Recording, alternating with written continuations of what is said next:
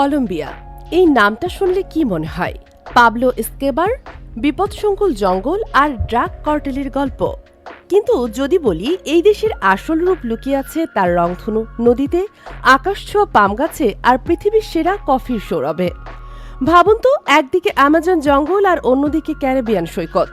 এই দুই যখন এক বিন্দুতে মেশে তখন জন্ম নেয় এমন এক দেশ যার আর সব দেশ থেকে একেবারেই আলাদা। চলুন আজ কলম্বিয়ার সেই অচেনা রহস্যের দরজা খুলে দেখি কেন এই দেশটি এতটা বিশেষ।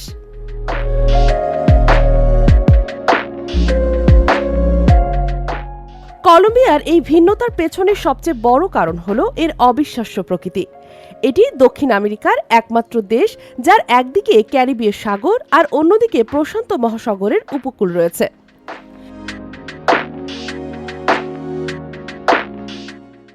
একদিকে যেমন ছবির মতো সুন্দর ক্যারিবিয়ান সৈকত আপনার মন ভালো করে দেবে, তেমনি অন্যদিকে দেশের প্রায় 40% জুড়ে থাকা বিশাল অ্যামাজন রেইন ফরেস্ট আপনাকে অবাক করবে। কিন্তু গল্পটা এখানেই শেষ নয়। দেশের ঠিক মাঝখান দিয়ে চলে গেছে আন্দিজ পর্বতমালা, যা এখানে 3টি ভাগে বিভক্ত হয়ে তৈরি করেছে অসংখ্য উপত্যকা আর মালভূমি। এর মধ্যেই লুকিয়ে আছে কোকোরা ভ্যালির মতো স্বপ্নের এক জায়গা, যেখানে দেখা মেলে বিশ্বের সবচেয়ে উঁচু পাম গাছগুলোর। জীববৈচিত্র্যে কলম্বিয়া এতটাই সমৃদ্ধ যে একে বলা হয় পাখির দেশ। প্রায় 2000-এর বেশি প্রজাতির পাখি এখানে দেখা যায়, যা অন্য যে কোনো দেশের চেয়ে বেশি।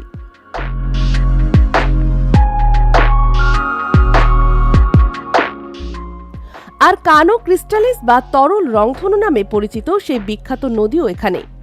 বছরের একটি নির্দিষ্ট সময়ে ম্যাকারোনিয়া ক্লাভিগেরা নামের এক জলজ উদ্ভিদের কারণে এই নদীর পানি লাল, হলুদ, সবুজ, নীল আর কালো রঙে রঙিন হয়ে ওঠে, যা দেখলে মনে হবে যেন কোনো শিল্পী তার রং তুলি দিয়ে নদীটিকে রাঙিয়ে দিয়েছে।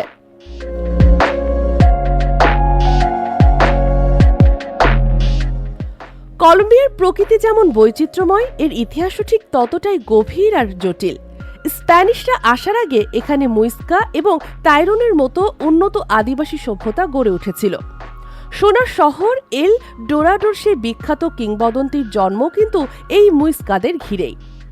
এরপর এলো স্প্যানিশ ঔপনিবেশিক যুগ। এর ছাপ আজও কার্টাহেনার মতো শহরের রঙিন দালান আর পাথরে বাঁধানো রাস্তায় স্পষ্ট, যেখানে হাঁটলে মনে হবে যেন কয়েক শতাব্দীর পুরনো ইতিহাসে আপনি হারিয়ে গেছেন। এই শহরগুলোর প্রতিটি কোণা যেন বহু বছরের গল্প বুকে নিয়ে দাঁড়িয়ে আছে।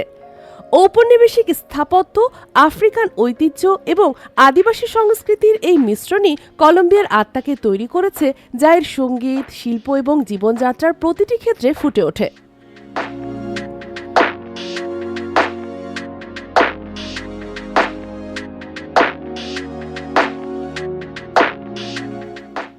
কলম্বিয়ার মানুষ আর তাদের সংস্কৃতি দেশটিকে সবচেয়ে বেশি আলাদা করে তুলেছে। স্প্যানিশ, আদিবাসী এবং আফ্রিকান সংস্কৃতির মিশ্রণে এখানে এমন এক প্রাণবন্ত সমাজ তৈরি হয়েছে যারা উৎসব আর আনন্দে মেতে থাকতে ভালোবাসে।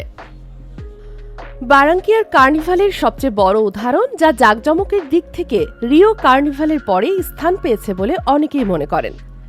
সালসা এবং কুম্বিয়ার মতো নাচ আর গানের সুর যেন এখানকার বাতাসে মিশে আছে।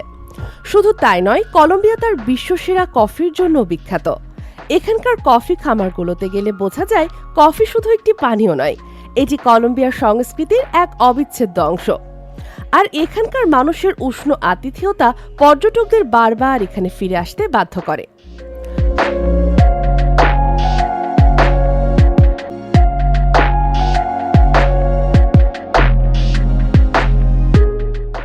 তবে কলম্বিয়ার গল্প এর অন্ধকার অধ্যায়কে ছাড়া অসম্পূর্ণ থেকে যায়। পাবলো এস্কোবার বা মাদক চক্রের সহিংসতা দেশটিকে দশকের পর দশক ধরে জর্জরিত করে রেখেছিল। একটা সময় ছিল যখন মেদেহিন শহরটি বিশ্বের অন্যতম বিপজ্জনক শহর হিসেবে পরিচিত ছিল। কিন্তু কলম্বিয়া সে অন্ধকার অতীতকে পেছনে ফেলার জন্য অবিশ্বাস্য লড়াই করেছে। যদিও এখনও কিছু প্রত্যন্ত অঞ্চলে নিরাপত্তা নিয়ে উদ্বেগ রয়েছে, তবে মেদেইনের মতো শহর আজ তার অসাধারণ রূপান্তরের জন্য বিশ্বজুড়ে প্রশংসিত। একসময়ের সহিংসতার কেন্দ্রবিন্দু এই শহরটি আজ উদ্ভাবন, শিক্ষা এবং সংস্কৃতির এক গুরুত্বপূর্ণ কেন্দ্রে পরিণত হয়েছে।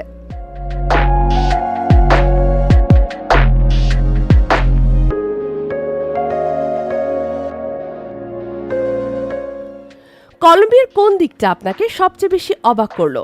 এর রঙিন নদী, আকাশ ছোঁয়া পাম গাছ, নাকি এর অন্ধকার অতীত থেকে ঘুরে দাঁড়ানো অবিশ্বাস্য গল্প? আপনার মতামত কমেন্টে আমাদের জানান।